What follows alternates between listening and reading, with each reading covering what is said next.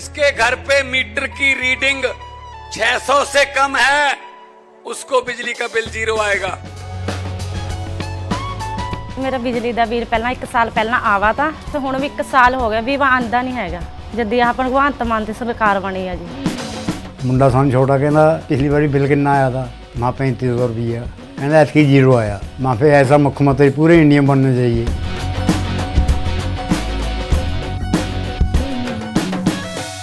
यह है मुंबई का सरकारी वर्षा बंगला। साउथ मुंबई में लोकेटेड ये बंगला राज्य के मुख्यमंत्री का आधिकारिक निवास है। महाराष्ट्र के मुख्यमंत्री हैं देवेंद्र फडणवीस, लेकिन फिलहाल फडणवीस वर्षा बंगले में नहीं रहते। रहता कौन है? यहाँ अभी रह रहे हैं राज्य के पूर्व मुख्यमंत्री और प्रेजेंट उप मुख्यमंत्री एकनाथ शिंदे। नए सीएम बने फडणवीस फिलहाल अपने पुराने आवास सागर में रहते हैं, लेकिन फडणवीस के सीएम बंगले वर्षा में ना शिफ्ट होने को लेकर विपक्षी दल शिवसेना यूबीटी के सांसद संजय राउत ने एक अलग थ्योरी बताई है, जिसे सुनकर सब हैरान हैं। संजय राउत ने पत्रकारों से बात करते हुए बताया कि राज्य के सीएम फडणवीस असल में अंधविश्वास की वजह से वर्षा बंगले में जाने से बच रहे हैं। अब इसके पीछे भी संजय राउत ने एक अलग ही अंधविश्वास की थ्योरी दी। दरअसल महाराष्ट्र विधानसभा चुनाव से पहले एकनाथ शिंदे गुवाहाटी के कामाख्या मंदिर दर्शन करने पहुंचे थे, तब शिंदे महाराष्ट्र के मुख्यमंत्री थे। उसी कॉन्टेक्स्ट में संजय राउत ने कहा कि जब शिंदे कामाख्या गए थे तब वहां भैंसों की बलि दी गई। राउत ने दावा किया कि उन भैंसों की सींगों को वर्षा बंगले के परिसर में गाड़ा गया।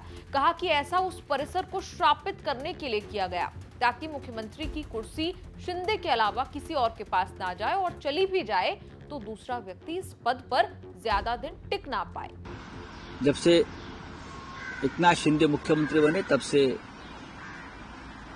वो क्या गुवाहाटी में कामाख्या में गए, उसको काटा उसका खून दिया, फिर मुख्यमंत्री बने।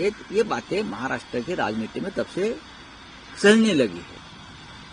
एक फिल्म आई थी 2 गज जमीन के नीचे। अब 2 गज जमीन के नीचे क्या क्या गाड़ा है वो देखना पड़ेगा, वो रहस्य है। राम गोपाल वर्मा ने वहां भी जाना चाहिए और एक फिल्म बनानी चाहिए कि वर्षा बंगला का रहस्य क्या है। मुख्यमंत्री पद है तो वहां जाकर आपको उस बंगले में रहना पड़ेगा। जून 2022 से नवंबर 2024 तक शिंदे महाराष्ट्र के मुख्यमंत्री रहे। उम्मीद थी कि इस बार भी वो रिपीट हो, लेकिन फडणवीस के साथ खींचतान में शिंदे इस बार जीत नहीं पाए और रोल बदल गए। डिप्टी सीएम फडणवीस अब सीएम बन गए और शिंदे डिप्टी सीएम के किरदार में आ गए। संजय राउत के मुताबिक फडणवीस खुद भी कह चुके हैं कि वो वर्षा बंगले में रहने में असहज हैं। उन्होंने कहा कि यदि वो वहां शिफ्ट हो गए तो वहां सोएंगे नहीं। मैं अंधविश्वास में नहीं मानता, लेकिन वर्षा बंगले के कर्मचारियों के बीच कानाफूसी हो रही है, इसीलिए इसको नजरअंदाज नहीं किया जा सकता। महाराष्ट्र अपने प्रगतिशील मूल्यों और महात्मा फुले, प्रबोधनकर ठाकरे और संत गाडगे बाबा जैसे नेताओं के लिए जाना जाता है।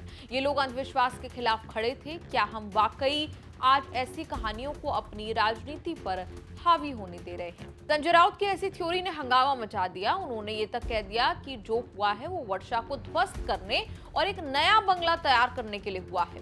संजय राउत ने कहा कि उनके पास विश्वसनीय जानकारी है, इसीलिए मैं ये सवाल उठा रहा हूँ। कुछ चल रहा है पूरी इमारत को ध्वस्त करने, जगह को खोदने और वहां एक नया बंगला बनाने के लिए। तो मैं सुन रहा हूँ कि देवेंद्र जी जाना नहीं चाहते। अगर नहीं जाना चाहते तो वर्षा बंगला तोड़कर नया बंगला बनाना चाहते हैं, जमीन के नीचे क्या है वो देखना चाहते हैं। ये सब बातें अब चर्चा में है, हम भी सुनते हैं और क्या कर सकते हैं, लेकिन महाराष्ट्र में ये कभी ऐसा नहीं हुआ था। इस पूरे मामले पर सीएम देवेंद्र फडणवीस का जवाब आया। संजय राउत की अंधविश्वास की बातों को फडणवीस ने बेतुका, बेसलेस बताया। कहा कि ऐसी अफवाहों पर जवाब देने की कोई जरूरत नहीं है। फडणवीस अब तक वर्षा बंगले में शिफ्ट क्यों नहीं हुए, इस पर भी उन्होंने जवाब दिया। कहा कि एकनाथ शिंदे जब वर्षा बंगला खाली करेंगे तब वो वहां चले जाएंगे। फडणवीस ने कहा वहां कुछ छोटी मोटी मरम्मत भी की जा रही है। फडणवीस ने यह भी कहा कि क्लास 10वीं में पढ़ने वाली मेरी बेटी ने आग्रह किया है कि उसकी परीक्षाओं के बाद ही हम वहां शिफ्ट हो, यही कारण है कि मैं अभी तक वहां नहीं गया हूं। उधर एकनाथ शिंदे ने राउत के आरोपों पर तंज कसते हुए कहा कि राउत को ऐसी चीजों का ज्यादा अनुभव होगा, इसीलिए वो ऐसे बेतुके आरोप लगा रहे हैं। त्याच्यातला जास्त एक्सपिरियन्स अनुभव त्यांना असल्यामुळे मला वाटतं त्यांनाच विचारा तुम्ही खरं काय खोटं काय. सर बोलण्याची मला आवश्यकता वाटत नाही. वहीं बीजेपी नेता प्रवीण दरेकर ने कहा कि संजय राउत ने जादू टोने वाले का काम शुरू कर दिया है।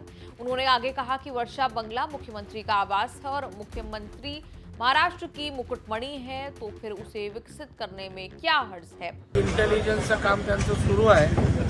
आता मला माहित नाही त्यांना कुठला माहिती मिळाली, परंतु असेल तर त्याच्यामध्ये काय आहे, जे काय कुठल्या भुयाराचा शोध लावायचा आहे की काय त्याच्यामध्ये आहे. एक आपली वर्ष आहे, ते जर चांगल्या पद्धतीनं विकसित होत असेल, महाराष्ट्राचा मुकुटमणी आहे, मुख्यमंत्र्यांचं निवासस्थान आहे, त्याच्यामुळे राणा भीमदेवी थाटात काहीतरी मोठा शोध लावला, अशा प्रकारच्या थाटात संजय राऊतांनी काय राहायचं. आपका इस पूरी रिपोर्ट पर क्या कुछ कहना है, आप कमेंट्स पे लिखकर अपनी राय जरूर दें और देखते रहिए न्यूज़ तक।